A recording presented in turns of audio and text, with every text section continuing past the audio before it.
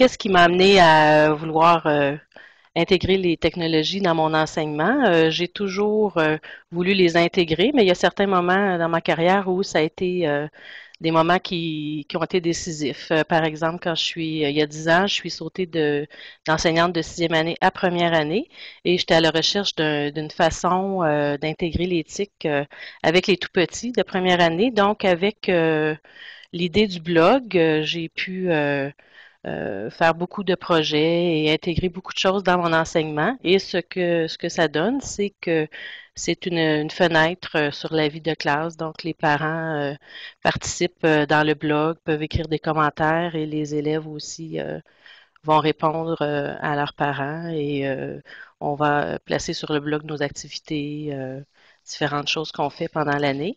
Dernièrement aussi, on a commencé à utiliser Twitter dans notre classe et puis c'est un compte de classe et mon but premier, c'était d'intégrer, de voir une façon d'intégrer l'univers social et de découvrir d'autres réalités, d'autres façons de vivre. Donc, on est en échange avec plusieurs classes du Canada, on en a aussi en Europe et en Afrique. Et puis mon troisième grand moment, c'est cette année aussi avec les appareils mobiles, iPad, iPod et ce genre d'appareils. Au premier cycle, ça apporte un bel élément de nouveauté. Pour les enfants en difficulté, c'est un outil qui est formidable. Il y a plusieurs applications qui permettent de travailler des points précis dans l'apprentissage de la lecture et de l'écriture, entre autres. C'est un des appareils qui sont faciles d'utilisation et très accessibles pour les enfants. Eh bien, pour ma part, l'élément déclencheur qui m'a amené à travailler les nouvelles technologies, c'était un but bien précis, c'était de créer des liens avec mes élèves. Je pense que pour créer un climat d'apprentissage intéressant, il faut bien connaître ses élèves. Et moi, la façon dont j'avais utilisé pour essayer justement de les connaître plus, c'est de voir qu'est-ce qui les intéressait. Et plusieurs me disaient passer des heures sur Internet. Alors, j'ai commencé par une fin de période où j'ai visité leur blog. Et cette année-là, le tiers de mes élèves, soit une dizaine d'élèves, avaient des blogs personnels où ils s'échangeaient des questions, des photos, ils se partageaient des activités. Et je trouvais ça très, très intéressant.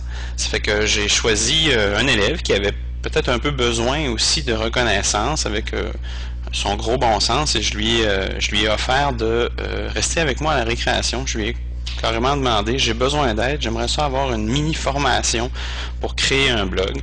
Cet élève-là avait gagné cette journée-là une semaine de relâche à lui tout seul, tellement il était content.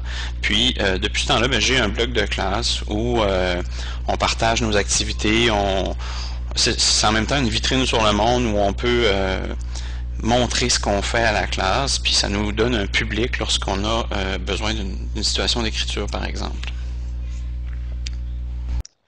Moi, ce qui a été l'élément déclencheur au niveau des intégrations d'éthique, c'est surtout lorsque j'ai entendu parler de l'école éloignée en réseau. Alors, nous, on a vu la possibilité peut-être de regrouper nos petites écoles en milieu défavorisé afin de s'entraider, puis aussi de faire du co-développement.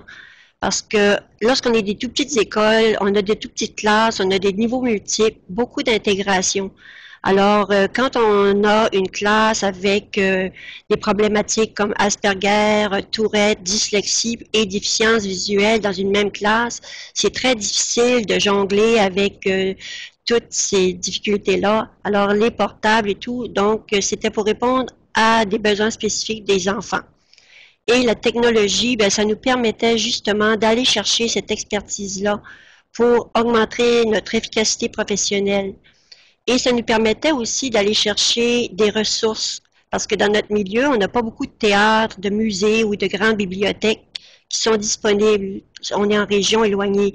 Donc, c'est pas un accès facile. L'Internet ou l'éthique nous permettait d'aller chercher la matière qui nous manquait ou les ressources qui nous manquaient. Moi, je ne suis pas vraiment de la génération technologique. que j'enseigne depuis 30 ans. Et si on m'avait dit il y a 10 ans que cette année, j'enseignerais avec du français, avec un groupe de la France, que je ferais mes sciences avec un groupe du Mexique puis de l'Afrique, ou que je ferais un cours de citoyenneté avec l'Alberta, je leur aurais probablement dit qu'ils écoutaient trop de films de science-fiction. Mais pourtant, c'est ma réalité cette année, c'est ce que je vis cette année. Et l'an dernier, j'ai décidé de me faire plaisir, moi, en tant que professeur. Alors, je lui ai fait une classe virtuelle parce que mon but, c'était de réussir à aller chercher les parents avec qui je n'avais pas accès dans mes classes, dans mes cours. J'ai toujours été extrêmement technophile. Alors, ça fait des années que je cherche à travailler avec ce qui est avec Internet, mais avec les logiciels gratuits pour me permettre d'avancer un peu plus. Ce qui a été le déclencheur pour mon projet sur Twitter, c'était d'abord de savoir qu'il y a des gens qui faisaient de la littérature avec Twitter. Et ensuite, peut-être surtout aussi, d'en avoir assez avec la bataille des cellulaires. C'est une réalité dans les écoles secondaires. Les élèves ont des cellulaires. C'est un bel outil. C'est un outil qui intéresse pas juste les jeunes, les adultes aussi. Et plutôt qu'interdire, je me suis dit, ben tiens, on va aller avec la vague. Les cellulaires permettent, quand on envoie des messages textes, l'envoi d'environ 140 caractères, un tout petit peu comme Twitter. Alors, j'ai dit à mes élèves l'an dernier, ben, vous avez envie d'utiliser vos cellulaires, vous avez raison, c'est intéressant. On va le faire. Et puis, les résultats sont intéressants, sont au-delà de mes attentes. Il y a un autre déclencheur aussi qui m'amène présentement à avoir envie de changer ma pratique d'enseignante, c'est que j'ai entendu récemment à Clare, au Nouveau-Brunswick, où il y avait une rencontre de gens du monde de l'éducation, qu'on enseignait comme dans les années 60, avec une clientèle qui n'est pas du tout des années 60. Alors ça fait réfléchir et ça donne le goût d'utiliser encore plus l'éthique et puis d'aller de l'avant avec ça. Alors de mon côté, l'idée de l'intégration d'éthique, en fait, s'est fait tout doucement, c'est-à-dire qu'au départ, j'avais en classe surtout des ordinateurs qui servaient à l'enrichissement ou bien au passe-temps. Et un jour, j'ai eu une élève qui était un petit peu plus rapide que les autres en 6e année et je sentais que je la perdais, que quand elle avait terminé son travail, ce que je lui offrais, c'était pas suffisant, c'était pas stimulant.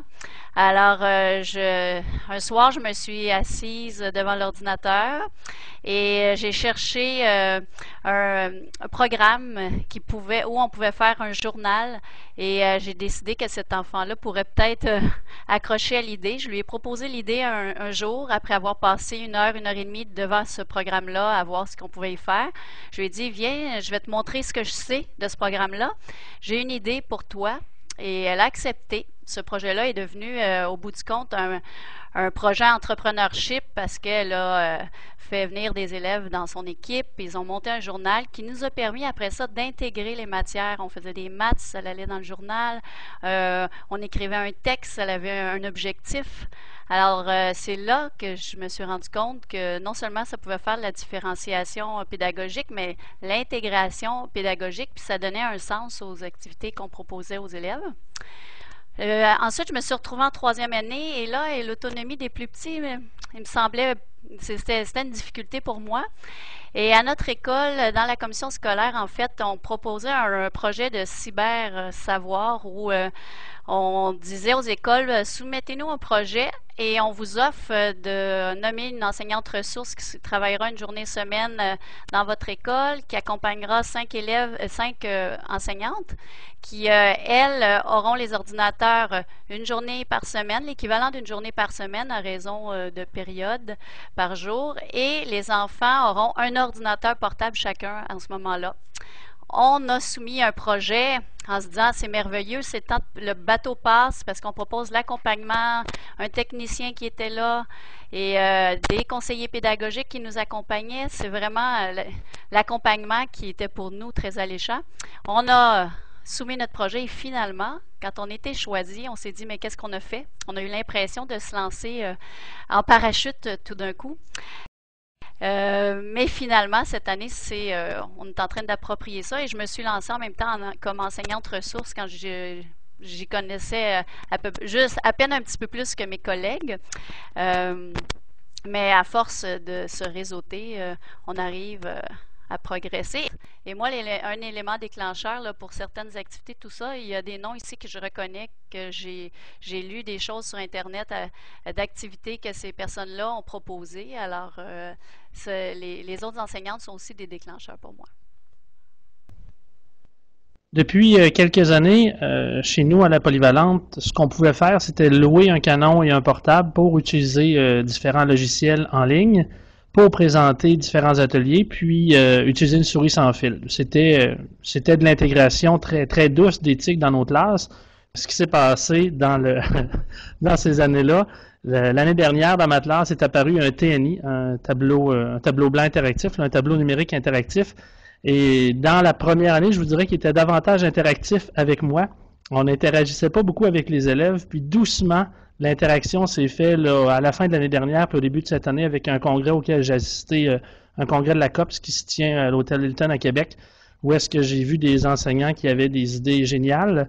Puis cette année, doucement, j'ai réussi à mettre mon plan de cours en ligne pour que les élèves puissent avoir accès au corrigé, puissent avoir accès à des exercices supplémentaires. C'est même possible pour l'élève qui a un cellulaire, un iPad, un iPod ou un téléphone intelligent en classe, d'avoir accès à des exercices supplémentaires, d'avoir accès en ligne à son corrigé.